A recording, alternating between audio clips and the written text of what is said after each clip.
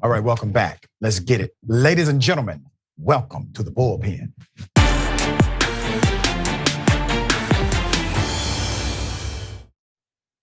Yep, I got a Baltimore police officer, retired, and also United States Air Force Master Sergeant, retired.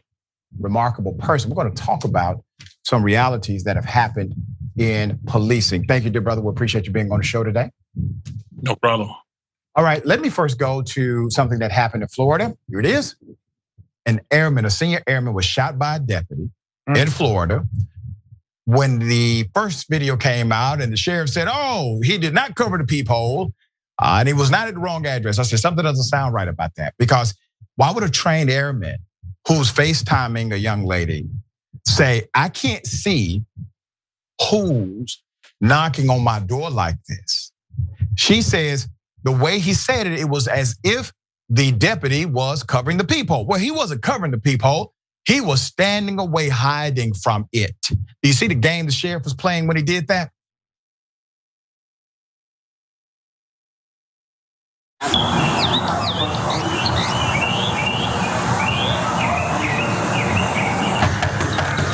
Sheriff's office, open the door.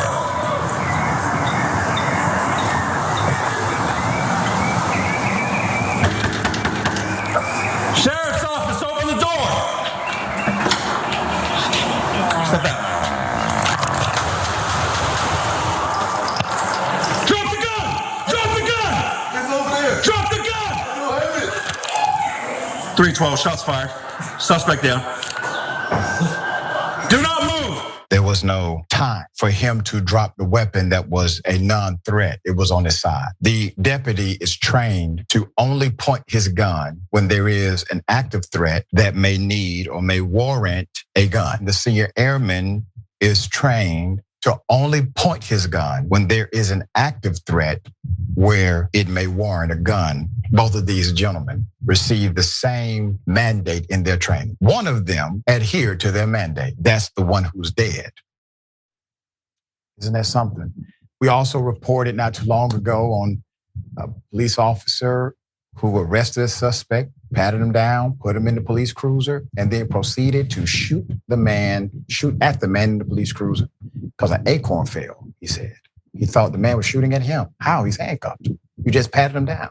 All right, to talk about this and more, we have Leon Taylor, Master Sergeant, United States Air Force, retired, over 20 years of active duty service. He began his Air Force career providing armed security responses to Air Force weapons systems. Upon retirement, he began his career in law enforcement and is now a retired Baltimore police officer. Thank you for being on Indisputable. How are you? No problem, Doc. I'm good. Let's talk about some of these nuances, because you and I had a conversation prior and you brought out some amazingly remarkable things that I didn't even think of. So I want to start with what happened in Florida. According to the latest report, the individual who shot and killed the airman, well, that cop has been fired.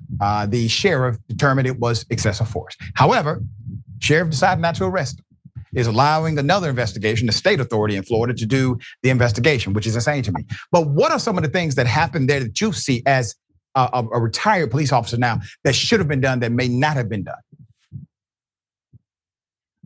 Well, I think the reason he was, standing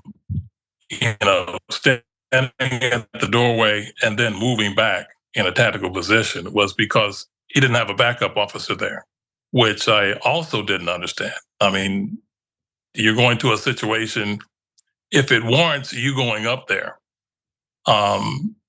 then you should be able to handle it. You should be mentally prepared to handle whatever comes once you knock and announce your presence. You should be able to handle whatever comes after that. There should be no surprises and nothing you're not ready for. Okay, so that's one element. So you're saying he should have waited, called backup, as would have been protocol in many cases, especially when you really believe there's an active threat. But even verification of the threat was not there. When he said suspect down, what suspect? No. So let's talk about that. Was there a suspect here? None that I saw. I mean, there was a victim, but not a suspect. Then if it's a suspect, then you have to tell me what he was a suspect. Yeah. What was criminal act. There had to be something. So suspect down, it's beyond me. I don't really understand that one. The other thing I didn't understand in viewing the video was that the two people that reported the incident in the first place apparently had a lot of credibility because they weren't really questioned. He really didn't know, and they admitted that they weren't sure which apartment it was. And instead of using his dispatcher to run a CAD or computer-aided dispatch history and find out for that address in the past, say, 30 days, how many disturbance calls or how many domestic violence calls had been dispatched and what was the resolution. I mean, he might have found a wealth of information that would have helped him make a better decision and go to the right apartment, most importantly. Let me make sure we highlight what you just said, because you're telling me that he had the ability, investigative ability, to call back to the precinct or to use his radio and say, hey, let me know what's happened at this particular address in the last 30 days, just so he can have some information about if calls have been made, if there's been some history of domestic violence or whatever.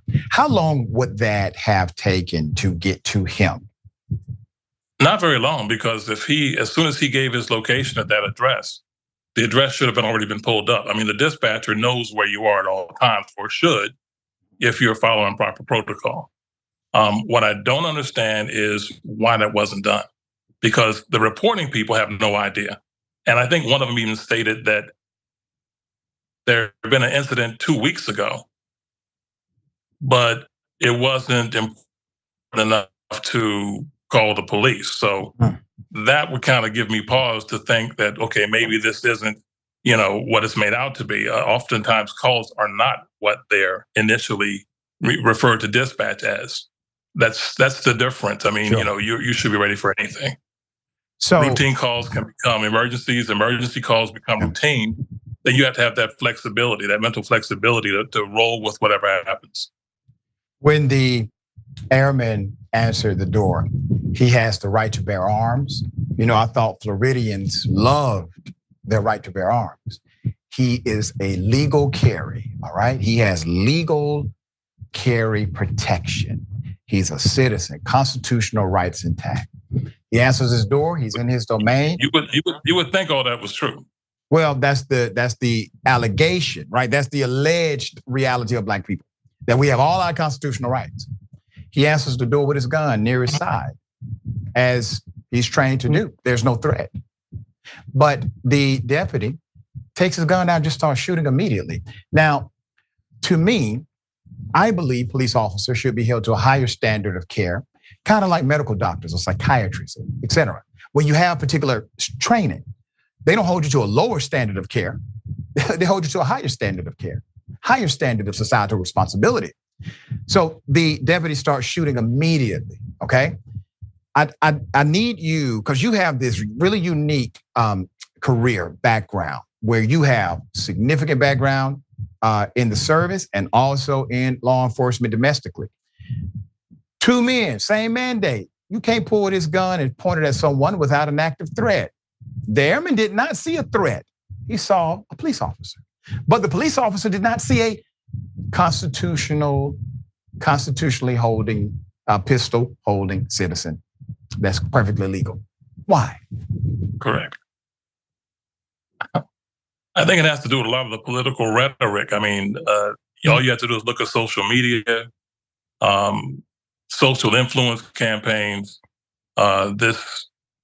It can create the illusion that police officers are always under threat, or that certain people are threats. It's been proven time and time again. There have been cases of officers of color being mistaken for suspects. I know what it's like to work plain clothes and be wearing the same thing as the suspect. And you're running, you have your badge exposed, but you're trying to take the t-shirt off or do whatever. And I hope that no one kind of makes a mistake, as has happened before on too many occasions involving officers of color. And that's a dimension of policing that is not widely known. I'll take that back. It is widely known, but it's not widely talked about. Let's talk about it, brother, because I have off-record conversations with Black police officers all the time. Some of them end up being whistleblowers to Indisputable with my production team because they can't get anywhere with their internal affairs investigator, et cetera. So they have to still get this stuff exposed, and they're good people just like you.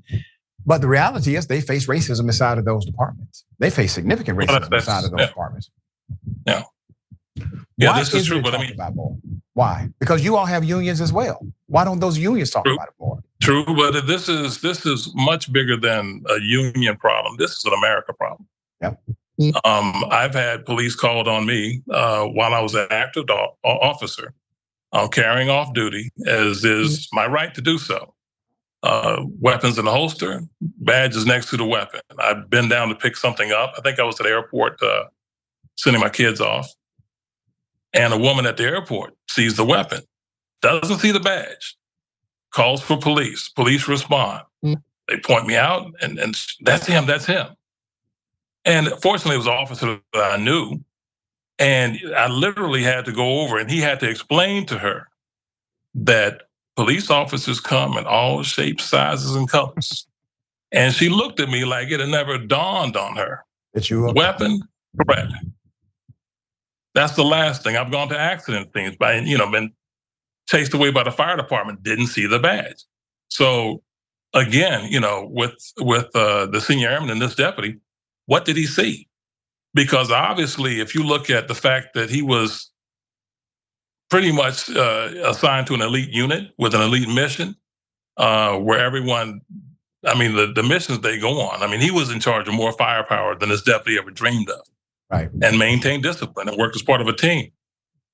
This man had funeral services and memorials all over the world because he's a part of a very, very elite, small community.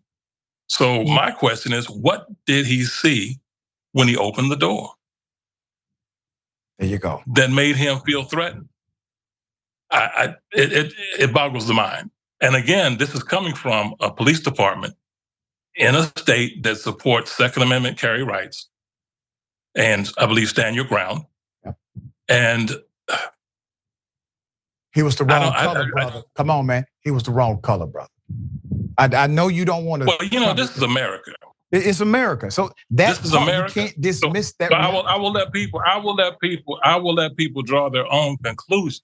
But I will tell you that for me, it is a real point of contention that people are safer storming the United States Capitol than they are opening the door of their home after going on combat missions and winning medals, opening the door to their own home with a pistol at their side for their protection. Now, we have states where there's open carry. This sort of thing doesn't happen. We've had situations on social media where people will carry a 15 type weapon just to get a response out of police.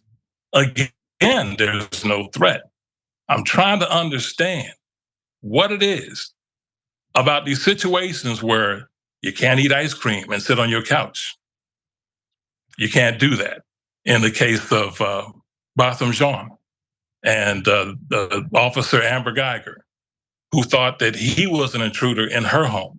So she felt immediately threatened. I can't tell you how much that is a sticking point with me, because if I thought at this point in time, in that department, in that jurisdiction, if I saw an officer who was in dire need of help, I would not help him because they have a bad track record of mistaking anything of color for a target.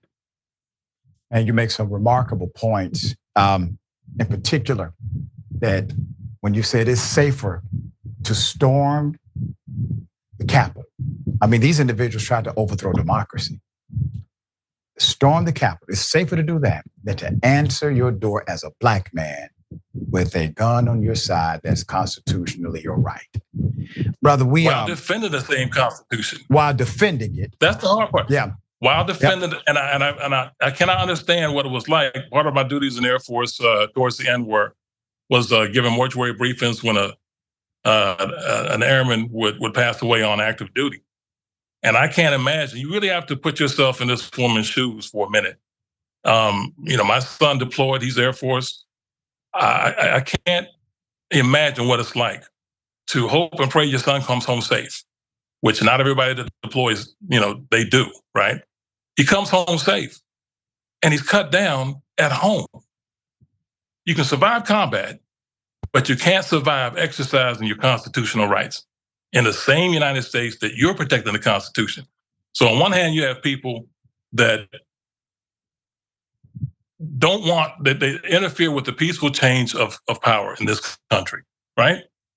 We're sworn to protect the Constitution against all enemies, foreign and domestic, not allegiance to a president, all enemies, foreign and domestic. He gets cut down. They walk away. Man, brother, we got to have you back on the show. We appreciate your leadership. Let's do an analysis of some of the cases we've covered on Indisputable.